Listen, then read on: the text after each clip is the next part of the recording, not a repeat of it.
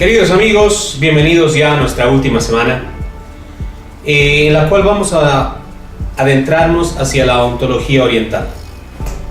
Y en este sentido quiero hacer algunas precisiones que no son menores. La filosofía oriental es un universo súper abundante del cual no podemos reducirlo o comprimirlo apenas en unas cuantas palabras o en un texto. Si bien en el texto vamos a intentar ahondar algunas corrientes, quiero que tengan presente que la filosofía oriental es no solo una filosofía muy antigua, ¿sí? Probablemente mucho más antigua incluso que el mundo occidental, sino que tiene una contextura, una propuesta ante la sociedad y la academia que son diametralmente opuestas a la filosofía occidental. No olvidemos que la filosofía occidental nace en Grecia, más tarde los romanos la apropian. Poco después de la caída del Imperio Romano será precisamente la gente de Oriente, el mundo árabe, el mundo musulmán, el que tomará el legado de la filosofía griega y lo conservará. Después de la caída del Imperio Romano comenzamos la Edad Media, y en la Edad Media prácticamente estamos en un episodio vacío, en un momento sin capacidad de producción intelectual. Se habían desmoronado todos los cimientos de la arquitectura occidental, los cimientos del pensamiento occidental. Entonces en Oriente se conservan los textos después más tarde son recuperados por los filósofos escolásticos y retoman, digamos, la veta del pensamiento clásico griego. En Oriente pasan muchas cosas, y no olvidemos que Oriente no es sencillamente mirar allá y es esa parte del mundo desconocido. Oriente es el Medio Oriente, toda la parte esta árabe, ¿sí? Oriente es también el sudeste asiático, donde acontece un sinfín de propuestas filosóficas. Oriente es la China, Oriente es la India, ¿sí? Oriente es Japón. Por lo tanto, hay muchas vertientes, muchas corrientes que no se pueden subsumir, no se pueden agotar en una plática de 10 minutos. Por eso voy a intentar concentrarme en algo que es más o menos conocido por nosotros y que nos puede ayudar a hacer esta traslación de la ontología occidental hacia la ontología oriental. ¿Con qué propósito? Con el propósito de ver los dinamismos que se ejercitan en el pensamiento humano. El pensamiento humano no es uniforme, y gracias a que no es uniforme podemos construir distintos relatos, y con estos distintos relatos nutrir nuestra comprensión del mundo, nuestra comprensión del ser, nuestra comprensión de la historia y nuestra comprensión de la existencia en el tiempo de la humanidad. Quiero concentrarme en este momento en un asunto que seguramente les va a resultar familiar: el yin y el yang, ¿sí? El yin y el yang forma parte del pensamiento taoísta o de la filosofía taoísta, que es propio de Lao Tse. Entonces, el yin y el yang, ustedes han debido ver esa figura que es un redondo con una especie de gotas que circula una encima de la otra. Una es negra, la otra es blanca. Dentro de la blanca hay un punto negro y dentro de la negra hay un punto blanco, que lo que quiere expresar fundamentalmente son las contradicciones, y es aquí donde se radica la concepción de la vida y del mundo para el mundo, por lo menos para la concepción taoísta, pero también es parte de todo el pensamiento oriental. La vida está construida a partir de dos contradicciones, ¿sí?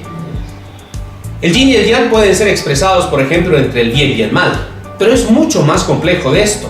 Estamos hablando de dos abstracciones que expresan dos esencias que confluyen naturalmente en la vida y que coexisten de manera propicia para hacer suceder las cosas.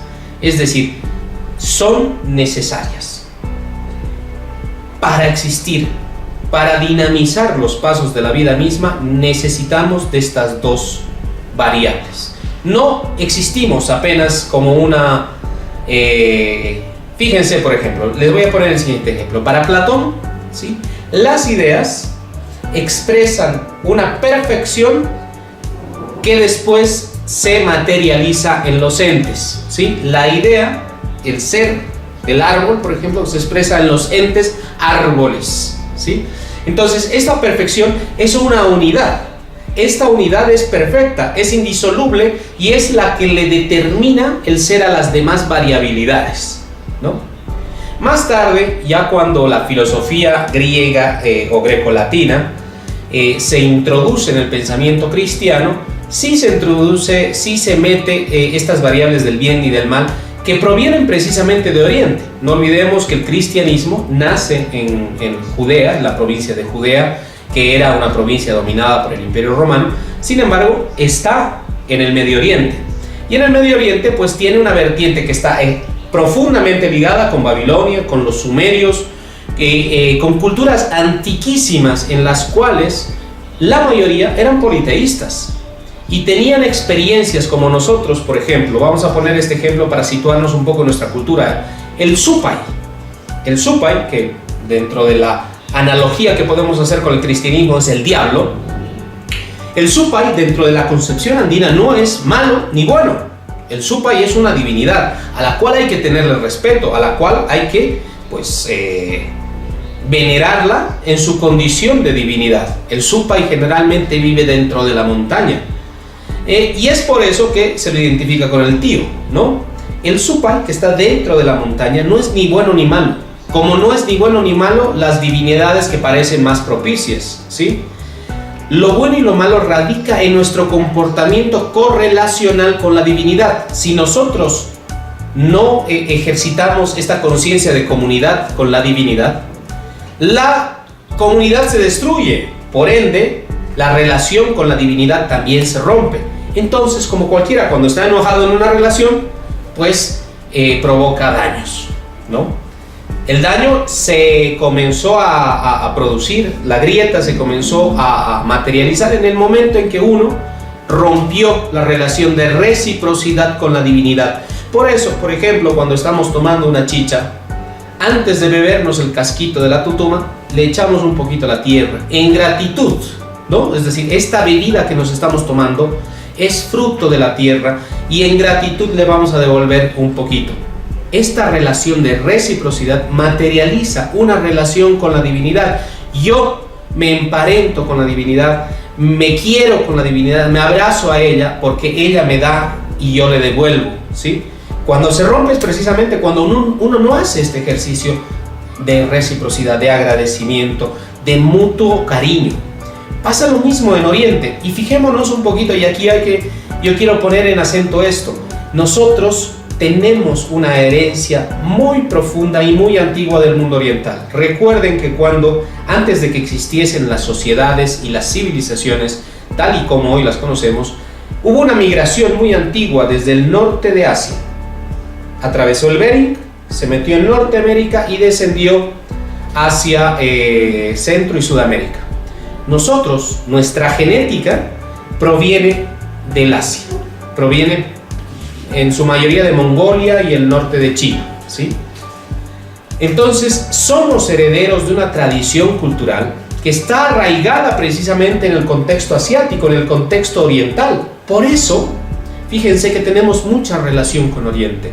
El tema de la reciprocidad que yo les estoy explicando tiene que ver con este yin y yang, ¿sí? Son tan diferentes que son opuestos, pero son opuestos en la medida de que este no puede existir sin este otro. Y esto es lo maravilloso, ¿sí? No se trata de suprimir aquello que parece malo, ni exacerbar aquello que parece bueno, porque de lo contrario no habría condición de diferencia, no habría condición en la cual podamos notar qué es lo que hace distinto algo. Si existe esto, podemos comparar esto otro en la medida que no se parecen, que son diferentes, como el agua y el aceite que no los puedes mezclar. Y como no los puedes mezclar, los puedes distinguir. Y si los puedes distinguir, entonces tú puedes hacer una relación de armonía y perfección. De cierta manera, esta parte y esta otra que confluyen son necesarias y recíprocas. ¿Y ven cómo se parece un poquito a nuestro pensamiento, al pensamiento americano? no se agota, no desaparece la unidad de uno ni del otro, porque ambos constituyen en sí una relación coexistente. No pueden desaparecer, no pueden ser distintas, sí deben ser distintas, pero no pueden ser homogenizadas, más bien es lo que quería decir. Y en esto se materializan tres relaciones de pares. La primera es que hay una oposición e interdependencia, ¿sí? Se oponen mutuamente, ¿sí? El yin y el yang. Sin embargo, deben ser interdependientes. Es decir, una cosa no puede existir sin la otra. Por lo tanto, son necesarias ambas. Y esto es muy bello, ¿sí? A veces nos hemos acostumbrado, sobre todo por nuestra experiencia histórica, a que el diferente hay que desaparecerlo, hay que ocultarlo, hay que destruirlo. En un país como el nuestro, que es profundamente racista, donde tener un color de piel, tener un apellido, tener una condición social significa tener más o menos oportunidades. No hace muy poco, recordarán, el presidente lo dijo en un par de ocasiones, la gente del campo no podía entrar en las plazas, ¿sí? ¿Por qué no podía entrar en las plazas? Porque ese sujeto es despreciable, porque ese campesino, ese indígena, no es bien visto, no lo queremos, no lo deseamos, queremos desaparecerlo, ¿sí? En el tiempo del MNR se construyó una figuración retórica que se llamaba el mestizo. ¿El mestizo qué es? Es una mezcla entre lo indígena y lo europeo, parece, al menos eso en la teoría, ¿sí? Y el mestizo quería convertirse en una condición identitaria, en una condición de existencia. No nos gusta ser indios, no podemos ser blancos, occidentales, entonces ¿qué vamos a hacer? Vamos a ser mestizos, ¿sí? Nos ponemos en la mitad y nos indefinimos. Es la peor manera de definirse, es básicamente decir no soy nada ni nadie. Eso significa mestizaje, porque no puede ser de acá y no quiere ser de acá. Fíjense qué aberrante, qué alienante, qué triste que la gente deba definirse bajo esos conceptos. Sin embargo, el yin y el yang entienden esto bajo otra perspectiva. Necesitamos de la diferencia.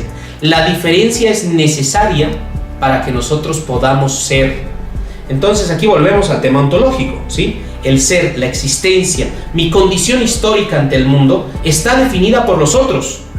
De lo contrario, yo no existo, porque los otros me definen a mí y yo defino a los otros. Y esto sí se trata de la hermenéutica filosófica occidental. Para yo poder entenderme a mí, primero necesito entender al otro, porque el otro me está diciendo algo de mí mismo, porque el otro es tan humano como yo, y yo debo aprender del otro que es diferente de mí, porque ese otro que es diferente a mí me está enseñando cosas que yo no sabía de mí mismo.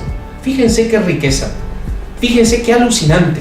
El segundo elemento es el crecimiento y el decrecimiento. Nos han acostumbrado a pensar que la historia es evolutiva, que siempre vamos de mejor a mejor, o subiendo escalones, o progresando en determinadas etapas, épocas.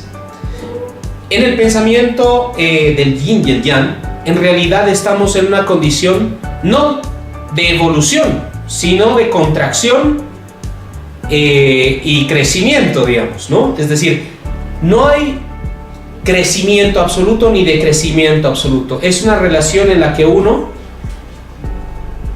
va absorbiendo al otro y al mismo tiempo contrayendo y extendiéndose. Y así recíprocamente. Finalmente, el tercer elemento es el de la transformación. El yin y el yang ejercitan una transformación constante. Entonces no hablamos de evolución, sino hablamos de transformación. Cada época, y en esto Hegel tenía mucha razón. Hegel en su propuesta filosófica nos habla que toda la historia no es una historia progresiva, como escaleritas que tú vas subiendo peldaños, sino es un momento en el que hay una afirmación, ¿sí? Después hay una negación y después hay una negación de la negación. ¿Qué nos está diciendo Hegel con esto? Nos está diciendo que la historia está construida en pequeños pedazos, ¿sí? En pequeños pedazos que uno tras del otro se cancelan. Es decir, yo avanzo en esta siguiente etapa y esta siguiente etapa no es la mejoración de la etapa anterior, no es el mejoramiento de la etapa anterior, es en realidad otra etapa que cancela la anterior, ¿sí? Y aquí entra en juego este último elemento, el de la transformación. El yin y el yang es transformación constante, es decir, lo que venía antes no va a ser lo mejor de lo que viene después, sino es más bien la transformación de lo que venía antes. Y aquí veámoslo en nuestra vida misma, ¿sí? Cómo ejercitamos este tránsito en la conciencia de la propia vida. ¿Estamos progresando o nos estamos transformando? Utópica o inclusive ya en el ámbito de la cursilería, decimos a los amigos: nunca cambies, sé siempre así, eres lo máximo. Pero fíjense que más bien el secreto de la vida es cambiar constantemente, hacernos nuevos cada día, aprender de todo lo que nos muestra la vida. Finalmente vamos a esta dialéctica materialista del yin y del yang en sus leyes fundamentales. Hay una ley de unidad y de lucha entre contrarios.